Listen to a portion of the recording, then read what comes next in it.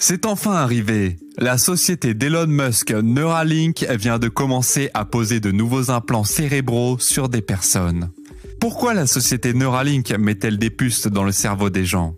Que font-ils exactement? Que veulent-ils faire? Rejoignez-moi dans cette vidéo pour découvrir le fonctionnement de Neuralink et de son envie d'intégrer des puces dans des cerveaux humains. Mais avant d'aller plus loin dans cette vidéo, laissez-moi vous présenter un outil que j'affectionne particulièrement. Si vous êtes comme moi, votre vie privée est plus que précieuse. Je suis sûr que vous êtes au courant des récentes vagues de malveillance, de piratage ou encore d'arnaque. C'est pourquoi je suis heureux de vous parler de NordVPN. Vous vous dites peut-être pourquoi ai-je besoin d'un VPN? Je ne fais rien d'illégal, mais la vérité est que sur Internet, la vie privée n'existe pas. Nous sommes surveillés et suivis dès que nous nous connectons. En effet, le nombre de cyberattaques ne cesse d'augmenter et plus personne n'est à l'abri de se faire pirater par des personnes malveillantes même en ayant un antivirus. Ou peut-être en avez-vous marre de savoir que Facebook connaisse votre vie mieux que vous-même. C'est pourquoi de plus en plus d'internautes choisissent cette solution. Une fois votre adresse IP masquée et vos activités cryptées, vous pouvez être sûr que vos données resteront à l'abri des regards indiscrets.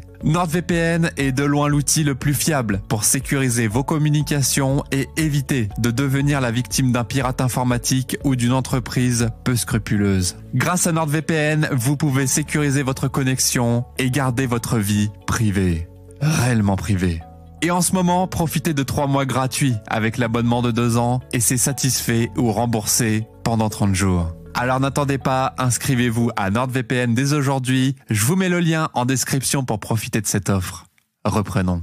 En juillet 2016, Neuralink a été lancé dans le but de fabriquer des interfaces cerveau-machine implantables. Depuis qu'elle a démarré, l'entreprise a fait beaucoup de progrès vers la fabrication de puces à très haut débit qui connectent des machines à des humains. Neuralink a testé toutes ces interfaces pendant de nombreuses années sur des animaux comme des cochons ou encore des singes. Et pour la première fois, Neuralink placera une BCI dans un cerveau humain. Au début des années 1900, les gens n'auraient jamais pensé à intégrer une puce dans un cerveau humain. Cependant, en 1969, le premier implant cérébral humain a été réalisé et beaucoup de personnes pensaient que c'était de la magie. Petit à petit, avec le temps, la nouveauté est devenue une norme un peu plus acceptable. On ne serait donc pas surpris d'apprendre qu'une personne dispose déjà d'un implant cérébral en ce moment même.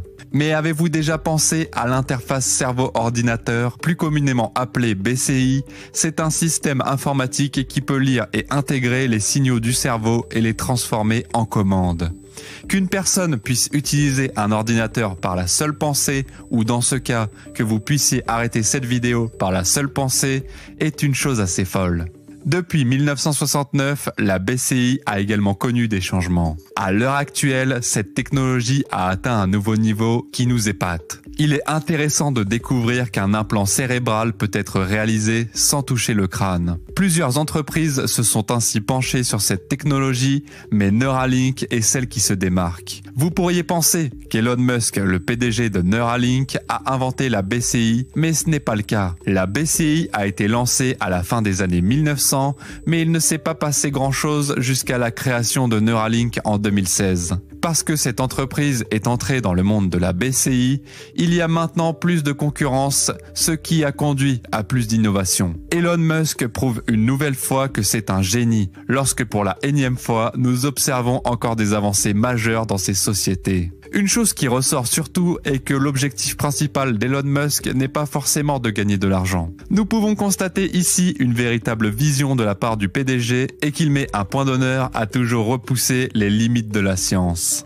Le cerveau ressemble beaucoup à un ordinateur dans son fonctionnement. En fait, l'idée du cerveau a été utilisée pour fabriquer des ordinateurs. Le cerveau peut recevoir des informations des 5 sens et du reste du corps, les traiter, puis dire au corps de faire ce qu'il doit faire. Les neurones sont d'importants messagers qui indiquent au cerveau ce qu'il doit faire. Les neurones transportent des neurotransmetteurs. Et ces neurotransmetteurs sont des substances chimiques qui permettent aux cellules du cerveau de communiquer entre elles. Le cerveau peut alors fabriquer certains signaux et les envoyer à différents organes et muscles par l'intermédiaire des nerfs. Dans certains cas, certaines personnes ne sont pas en mesure de bouger leur corps comme ils le souhaitent. La plupart des problèmes du cerveau ou du système nerveux sont provoqués par des accidents ou des maladies. Par exemple, lorsqu'une personne est paralysée, il y a une déconnexion entre le cerveau et le reste du corps. C'est à ce moment-là que la BCI intervient. Cette technologie peut lire les signaux émis par le cerveau et les transformer en commandes qui indiquent au corps comment réagir aux signaux émis par le cerveau. La BCI est une machine qui a été conçue pour aider à résoudre le problème de la paralysie chez certaines personnes. Jusqu'à présent, 2 conceptions de la technologie BCI ont été réalisées. Ils sont à la fois invasifs et non invasifs. Les BCI qui ne blessent pas le corps sont placés à l'extérieur de celui-ci. De nombreux capteurs à électrodes sont placés dans un chapeau que l'on porte sur la tête. Les capteurs sont suffisamment sensibles pour capter les plus petits signaux du cerveau. Les capteurs à électrodes captent les signaux électriques du cerveau et les transforment en commandes. Pour être totalement honnête, la BCI a fonctionné, mais pas aussi bien qu'elle aurait pu. En effet, le crâne fait obstacle entre les capteurs et le cerveau. Certains signaux cérébraux peuvent être captés par les capteurs, mais pas de façon fiable. Pour que les capteurs fonctionnent, il fallait trouver un moyen de passer le crâne et d'atteindre le cerveau. D'autre part, la technologie BCI est très invasive du fait qu'elle s'intègre directement dans la tête, mais elle reste plus efficace. Examinons quelques-unes des technologies invasives de BCI les plus remarquables. La matrice d'Utah est une puce informatique de forme carrée qui est insérée dans le cerveau humain. Cette puce a des pointes qui pénètrent dans le cerveau pour en capter les signaux. Mais alors, comment cette puce entre-t-elle dans le cerveau ? Pour introduire cette puce, il est nécessaire de faire un trou dans la tête du patient pour y introduire une puce qui est actuellement la norme en matière de technologie BCI. La matrice d'Utah est bien meilleure que la technologie BCI non invasive. En effet, ces puces sont placées dans le cerveau derrière le crâne. Cela signifie que les capteurs peuvent mieux capter les signaux du cerveau. Cependant, cela n'en fait pas forcément le meilleur choix. La portée de l'Utah est assez courte. De plus, faire un trou dans un corps humain et mettre quelque chose d'étranger dans le cerveau ne peut pas être bon pour le corps. Et il ne faut pas être un génie pour le comprendre.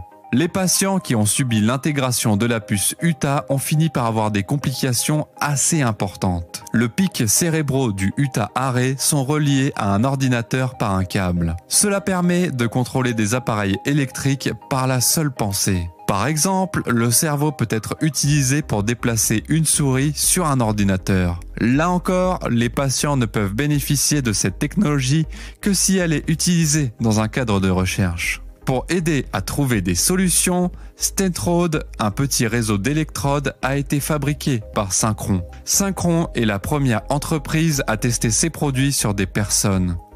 Elle a d'abord aidé des personnes en Australie et que récemment aux États-Unis. Cependant, l'Utah arrêt semble être plus risqué que le Stentrode. L'implant est beaucoup plus sûr, fonctionne mieux et est plus facile à utiliser en raison de sa fabrication. Le mot Stentrode vient du nom d'un outil médical appelé stent. Il s'agit d'un tube que les médecins placent dans les vaisseaux sanguins d'une personne pour traiter les problèmes cardiaques. La plupart du temps, il s'agit d'un tube long, fin et pliable. Un Stentrode est donc un stent auquel on a ajouté des électrodes.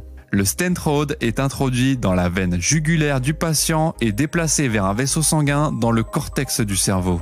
Le tube du cathéter est ensuite tiré vers l'arrière pour laisser les treillis métalliques de l'endoprothèse s'ouvrir. La maille est alors connectée aux parois du vaisseau sanguin et un ordinateur est connecté à l'autre extrémité du fil au bout de la ficelle du crapaud.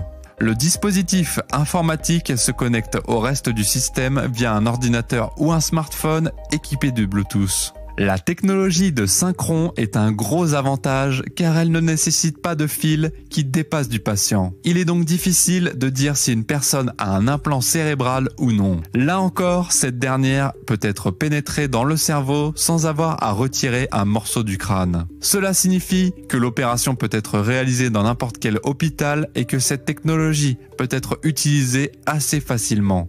Mais ces stentrodes ne sont toujours pas conformes aux normes. Les électrodes se trouvent dans le vaisseau sanguin et non dans le cortex du cerveau.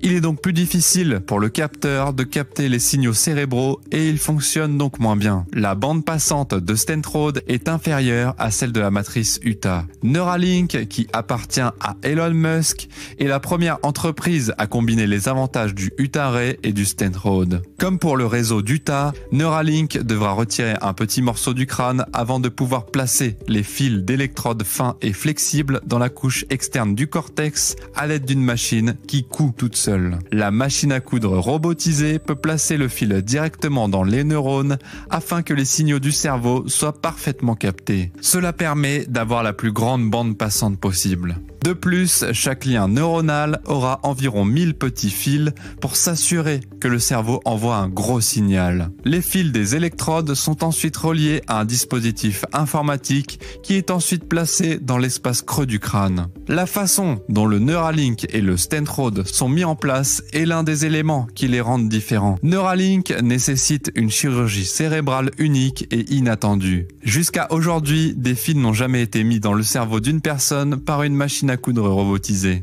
Cela semble assez étrange. Avant d'être approuvé, Neuralink devra présenter un plan clair pour cette chirurgie. Neuralink a été testé, mais pas dans le cerveau d'un humain. Les tests récents de la technologie de Neuralink ont été effectués sur des cochons et des singes. Elon Musk a montré dans une vidéo un singe auquel on avait intégré un dispositif de Neuralink. Dans cette vidéo, le cochon semblait utiliser son esprit pour jouer à un jeu vidéo. Malheureusement, à plusieurs reprises, des singes sont morts pendant ou peu après l'implantation de liens neuronaux. Mais Elon Musk, qui est le PDG de Neuralink, pense que cette technologie sera la réponse que le monde attend. Dans une interview, Elon Musk a déclaré que Neuralink est toujours en cours de test et qu'une fois qu'ils auront obtenu la permission de tester sur un cerveau humain, toutes les normes de sécurité seront respectées. Dans une interview accordée à un journaliste, Elon Musk a déclaré « Je pense qu'il y a une chance que Neuralink puisse aider une personne souffrant d'une lésion de la moelle épinière à utiliser à nouveau tout son corps. C'est le début de ce qui sera la prochaine grande avancée technologique. Et vous, que pensez-vous d'un implant humain? Dites-le nous dans les commentaires. Quoi qu'il en soit, si vous voulez voir d'autres vidéos intéressantes, merci d'avoir regardé cette vidéo. Cliquez sur la vidéo ci-dessus. Merci d'avoir regardé cette vidéo et n'oubliez pas de vous abonner avec toutes les notifications activées pour ne rien rater des dernières nouvelles d'Elon.